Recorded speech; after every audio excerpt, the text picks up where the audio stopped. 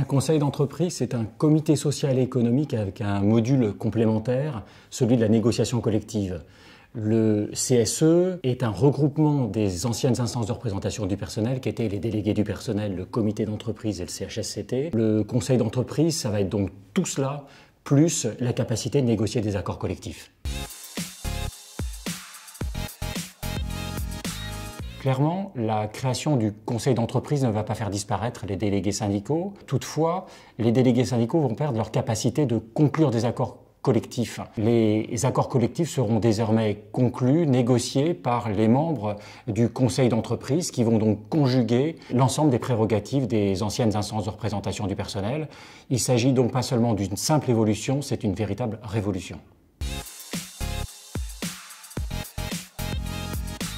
La création d'un conseil d'entreprise n'est absolument pas obligatoire, mais elle ne peut pas davantage être imposée. Pour transformer un CSE en conseil d'entreprise, il faut parvenir à conclure un accord collectif majoritaire. Et là peut apparaître effectivement un paradoxe, puisque les délégués syndicaux sont appelés à abandonner leurs prérogatives essentielles. Ce paradoxe n'est qu'apparent, puisqu'effectivement les garanties qui sont offertes dans le cadre de l'accord constitutif du conseil d'entreprise offrent des contreparties suffisantes.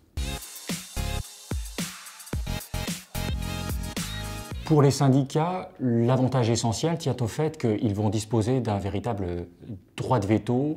Les membres du conseil d'entreprise se voient conférer non seulement un droit à l'information-consultation, mais un droit à remettre un avis conforme sur un certain nombre de thèmes qui seront définis par l'accord constitutif du conseil d'entreprise. C'est-à-dire que aucun projet relevant de ces thématiques ne pourra être mis en œuvre tant que l'aval du conseil d'entreprise n'aura pas été obtenu. Pour les entreprises, le premier avantage tient au fait qu'il y a une simplification. On va remettre entre les mains des mêmes représentants du personnel l'ensemble des prérogatives et donc un interlocuteur unique.